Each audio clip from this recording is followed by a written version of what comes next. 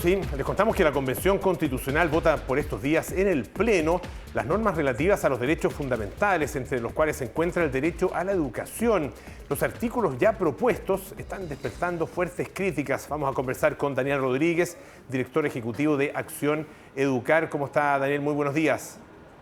Hola, Polo. Natalia, buenos días. Buenos días. En primer lugar, a ver, ¿en qué estado se encuentra en este minuto la discusión sobre los temas educativos dentro de la Convención? Porque, claro, a veces se discuten cosas que están en las comisiones y se discuten después, cuando ya pasan al Pleno y son aprobadas o rechazadas. Las materias educacionales, ¿en qué situación se encuentran? Bueno, justamente ayer, entre las 10 y las 12 de la noche, terminaron de revisarse en el Pleno las propuestas de la Comisión de Derechos Fundamentales en relación a educación. Y no fue una sorpresa, en realidad lo teníamos un poco dentro del radar. Prácticamente todas las normas propuestas por la Comisión fueron rechazadas por el Pleno y no alcanzaron estuvieron lejos de alcanzar los 2/3. Y Ese es el estado actual de las cosas. Daniel, y eso para la gente que no es entendida en el tema, ¿en qué se traduce concretamente? ¿Qué diagnóstico hace usted de lo rechazado entonces por el Pleno en materia educacional? A ver, en materia de educación hubo varias propuestas populares de norma, también hubo propuestas bien interesantes de los mismos convencionales de la Comisión, pero esas propuestas fueron, si bien fueron muchas aprobadas en general, al momento de aprobarse en particular y en el fondo de elaborarse el informe final de la Comisión, que iría al Pleno, terminó en un resultado, en un informe bastante débil, bastante poco prolijo, que no cuenta con estándares mínimos de tratados internacionales y bien inferior a lo que había propuesto la sociedad civil, como también los mismos convencionales.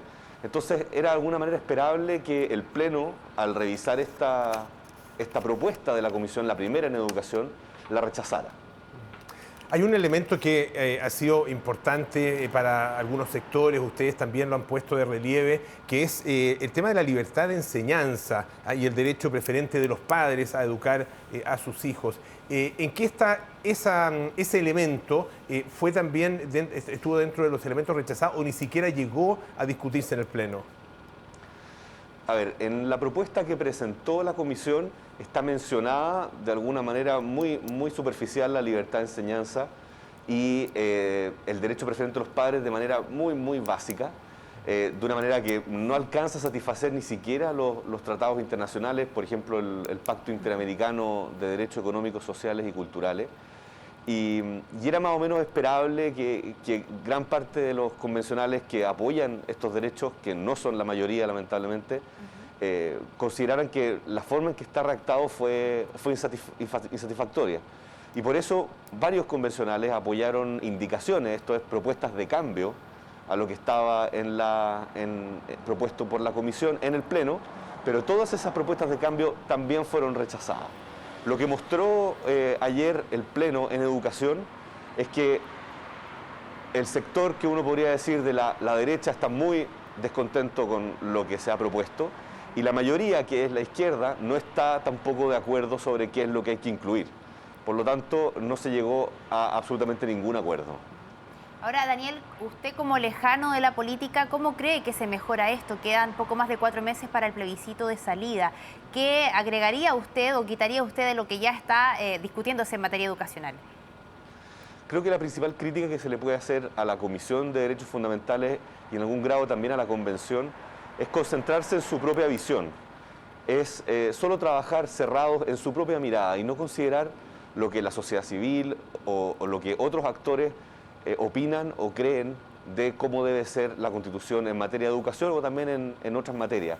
Es muy sintomático de esta escasez de visiones que se haya eliminado el financiamiento a los colegios particulares subvencionados, cuando estamos hablando de colegios que son casi 4.000 establecimientos en todo el país y que reúnen casi 2 millones de estudiantes.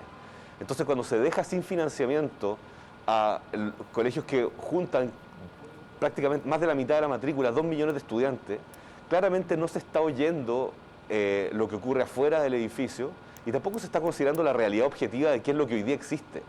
Mientras la Convención no mire hacia afuera, no considere otras miradas, la verdad es que todos los acuerdos que puedan llegar van a ser siempre acuerdos entre ellos mismos. Y es difícil que eso pueda avanzar y ser reconocible por la sociedad como algo positivo.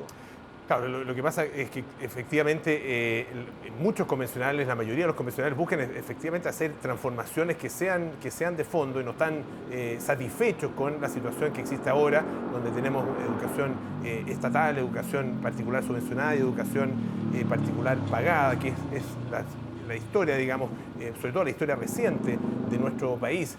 ¿Ustedes no están de acuerdo en que eso sea modificado profundamente y que se le dé, tal como se propone a partir de los artículos propuestos por la comisión de la convención, una acción preferente de parte de la educación estatal, que finalmente es no solo en términos de educación, sino que también salud y otras materias a lo que se está atendiendo? La verdad es que yo considero que si es que los convencionales tienen esa intención, que es de eliminar la educación particular subvencionada, debieran decirlo, porque no ha sido parte de su discurso. Han sido poco claros, han sido relativamente vagos en eso. E incluso propuestas de varios convencionales incluían a estos colegios, pero luego en los hechos eso no se cumple. Entonces, lo que uno esperaría al menos es transparencia de las intenciones. Los cambios obviamente que ellos están llamados a proponerlo, pero esos cambios tienen que tener primero algún asidero en la realidad. O sea, si tú estás pretendiendo un cambio que afecta directamente a 2 millones de personas, lo mínimo es proponer alguna alternativa de solución. Y lo segundo es ser transparente respecto a eso. Entonces, la convención debiera decir a la ciudadanía y a esos 2 millones de estudiantes y sus familias que sus colegios van a dejar de existir.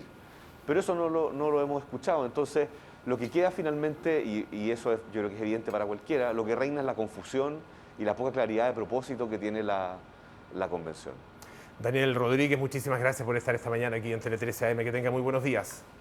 Gracias a ustedes. Buena semana.